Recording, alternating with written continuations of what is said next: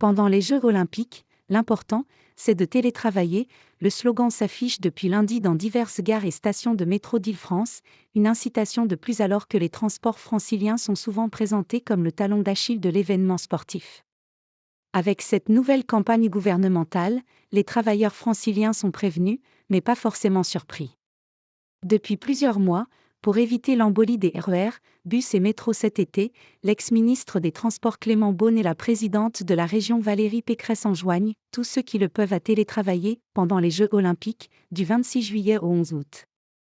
Car le risque est réel. Dans une lettre révélée par le Canard enchaîné, le préfet de la région Marc Guillaume prévient que les seuils de saturation seront régulièrement dépassés pendant les Jeux pour 11 lignes de métro, 5 lignes de RER et 5 Transiliens. Il y a 12 ans déjà, bien avant que le monde se convertisse à marche forcée au télétravail pendant la pandémie de Covid, un tiers des travailleurs londoniens avaient dû rester chez eux pour soulager les transports publics. Pour les fonctionnaires, ils sont plus d'1 million en Île-de-France, une circulaire d'Elisabeth Borne en novembre donnait déjà la couleur. Alors que les accords dans la fonction publique prévoient au maximum 3 jours télétravaillés par semaine, l'ex-première ministre préconisait d'aller au-delà, en s'appuyant sur un article l'autorisant dans le cadre de circonstances exceptionnelles.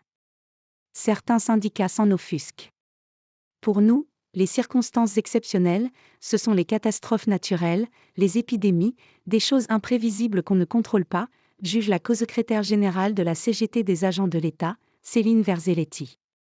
Il ne faudrait pas que cela fasse jurisprudence et que ce qui était exceptionnel et dérogatoire devienne la règle. Outre le télétravail, les ministères pourront décider des aménagements d'horaires et imposer des congés. Les agents publics seront également autorisés à placer plus de jours de congés que d'ordinaire sur leur compte épargne-temps, CET, en 2024. Horaires décalés. Du côté des entreprises, beaucoup de celles interrogées par l'AFP n'ont pas encore de plan arrêté. Mais toutes disent plancher sérieusement sur le sujet. Nous réfléchissons bien en amont car on ne veut pas que le télétravail soit subi par défaut, à l'instar de ce que l'on a vécu pendant le Covid, explique le président de la Confédération des petites et moyennes entreprises, CPME, parisienne, Bernard Cohen-Haddad. Pour lui, les bonnes pratiques sont désormais bien intégrées, nous savons qu'il ne faut pas qu'il y ait de surtravail, qu'il faut faire en sorte de ne pas se faire isoler, que les collaborateurs ne restent pas chez eux et se revoient au bout d'un moment. En cas d'impossibilité de télétravail, d'autres solutions sont envisagées.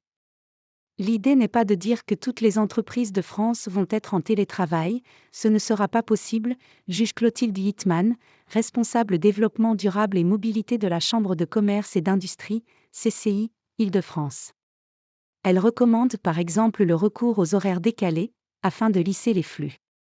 Mais, prudence, nous avons l'habitude des heures de pointe le matin et le soir, mais avec les JO, certains réseaux seront saturés à des périodes pas forcément instinctives, comme en plein après-midi autour du Stade de France, avertit Clotilde Hittman. Des inquiétudes. L'incitation au télétravail formulée par le gouvernement ne fait pas consensus, en particulier du côté des hôteliers et les restaurateurs. Pour nous, c'est grave d'appeler au télétravail. Ce sont des clients en moins, regrette Franck Delvaux, président de l'Union des métiers et des industries de l'hôtellerie, UMI, Paris-Île-de-France. Nous avons vu ce que cela donnait pendant le Covid. Des restaurants, cafés et bars se sont retrouvés sans clientèle dans certains quartiers, continue-t-il. Et il n'est pas certain que les touristes étrangers viendront combler ce manque à gagner.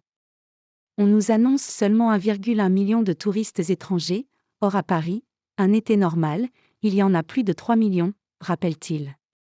Au Royaume-Uni, le nombre de touristes étrangers a été 5% plus faible en août 2012 qu'en 2011, lors des Jeux olympiques de Londres, selon l'Office national des statistiques, ONS, britannique.